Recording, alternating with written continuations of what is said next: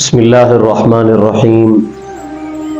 ہم ان لوگوں کے نام لیوا ہیں، ہم ان لوگوں کو مانتے ہیں اور ہم ان لوگوں کو اپنا بڑا سمجھتے ہیں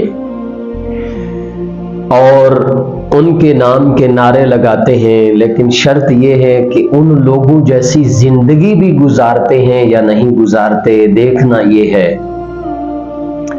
حضرت امام حسن پاک رضی اللہ تعالیٰ عنہ ارشاد فرماتے ہیں کہ میں 7 سال تک اپنی والدہ کی گود میں رہا، یعنی بچہ چھوٹا ہوتا ہے لیکن فرماتے ہیں میں نے کبھی بھی ماں اور بیٹے کا کتنا کلوز کا رشتہ ہے، کتنا قریب کا رشتہ ہے، فرماتے ہیں میں نے کبھی بھی اپنی ماں کے سر کا بال نہیں دیکھا۔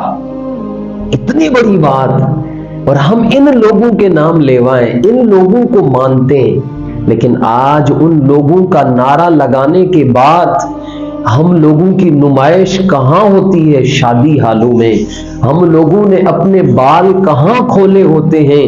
سارے حال والوں کے سامنے، اور ایک طرف ہم نعرہ لگا رہے ہوتے ہیں کہ ہم کس کے ماننے والے ہیں؟ اس فاطمہ کے ماننے والے ہیں جو حیا کا پیکر تھیں، جو خاتون جنت تھیں۔ اسی لیے تو پھر شیطان نے کہا تھا نا، مجھے معلوم ہے کہ یہ امت حامل قرآن نہیں ہے۔ اب وہ کہتا ہے کہ مجھے کوئی ڈر نہیں ہے، مجھے کچھ ڈر نہیں ہے ان لوگوں سے، اس لیے کہ اب یہ حامل قرآن نہیں رہے، یہ قرآن کو سمجھنے والے نہیں رہے، یہ قرآن کو دیکھنے والے نہیں رہے، یہ ختم ہوگی ان کی کہانی۔ اور میں ایک بات عرض کرتا ہوں، گزارش کرتا ہوں کہ اللہ تو ہر چیز پر قادر ہے، مجھے جواب دیجیے گا خدا کی قسم، اگر کسی دن کسی رات میرا رب امام حسین کی خواب میں زیارت کروا دے، سبحان اللہ، امام حسین خواب میں آ جائیں اور آ کر کے کہیں او نوجوان ذرا قرآن تو اٹھا، اور قرآن اٹھا کے میرے سامنے رکھ دیا جائے اور کہیں کہ چل اس کے اندر سے مجھے سورۃ طٰہٰ پڑھ کے سنا، دیکھ کر کے سنا، تو کیا جواب دیں؟ ہم سورۃ طٰہٰ سنا سکتے ہیں؟ آپ پھر کہیں گے جی آپ تو بڑی زیادتی کر رہے ہیں، آپ نے اتنی مشکل سورت بتا دی ہے۔ سورۃ طٰہٰ سنانا تو دور کی بات ہے، ہم لوگوں کو یہ علم نہیں ہے کہ سورۃ طٰہٰ ہے کون سے سپارے کے اندر۔ آپ کوئی آسان سورت بتائیں، شاید ہم جواب بھی دے سکیں۔ قربان جاؤں، سورۃ طٰہٰ کی شان کیا ہے؟ شان کیا ہے؟ دنیا کے بنانے سے 1000 سال پہلے میرے نبی فرماتے ہیں میرے رب نے فرشتوں کی محفل میں سورۃ طٰہٰ اور سورۃ یاسین کی تلاوت فرمائی اپنی شایان شان، اور جب تلاوت ہو گئی تو فرشتوں نے کہا کیا خوب ہوگی وہ امت جس امت کو سورۃ طٰہٰ اور سورۃ یاسین ملیں گی۔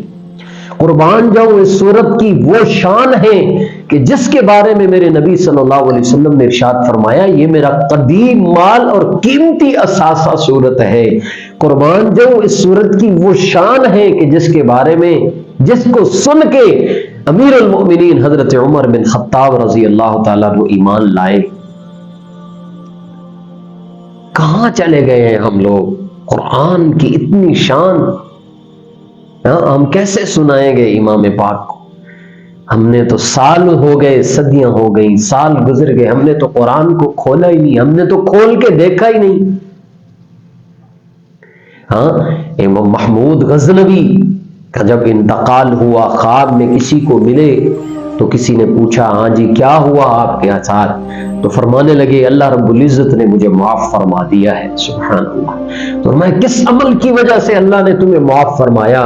تو فرمانے لگے ایک رات میں تھکا ہوا آیا، میں تھکاوٹ سے چورا چور تھا، میں آ کر کے اپنے بیڈ پر لیٹا تو میری نظر سامنے قرآن پاک پہ پڑی، اور میں نے کہا محمود تم سونے لگے ہو، سامنے اللہ کا کلام رکھا ہوا ہے، قرآن رکھا ہوا ہے۔ میں اٹھا، اپنی تھکاوٹ کے باوجود اٹھا اور قرآن کو اٹھایا اور سینے سے لگایا اور اس کو تھوڑی دیر پڑھا۔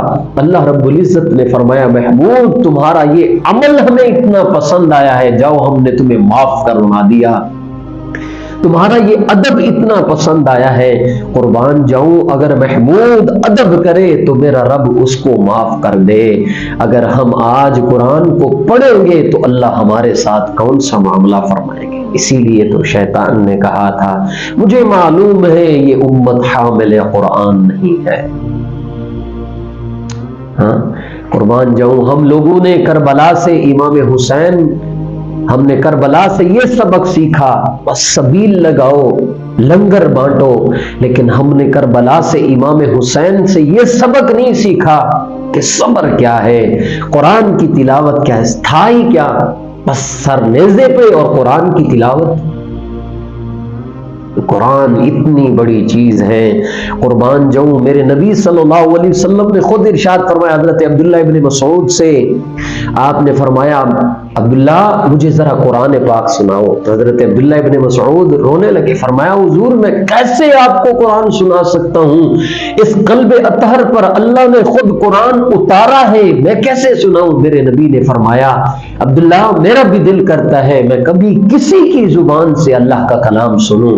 اور پھر جب حضرت عبداللہ ابن مسعود نے شروع کیا تو میرے نبی کی آنکھوں سے زاروں قطار آنسو گرنے لگے۔ کبھی میرے نبی صلی اللہ علیہ وسلم حضرت ابو موسیٰ اشعری کو فرماتے ہیں ابو موسیٰ تم مجھے قرآن سناؤ، کبھی میرے نبی صلی اللہ علیہ وسلم حضرت ابی ابن کعب رضی اللہ تعالیٰ عنہ فرماتے ہیں جو قاری القرآن ہے صحابہ میں، فرماتے ہیں ابی مجھے قرآن سناؤ، اور اللہ یہ فرما رہے ہیں کہ ابی سے کہو سورۃ بینہ سنائے۔ کہاں ہمارا دل لگ گیا، ہم نے کہاں دل لگا لیا، ہم نے کہاں پہ اپنے آپ کو جوڑ لیا، ہم نے تو اللہ کی کتاب قرآن پاک سے اپنا ناطہ توڑ لیا۔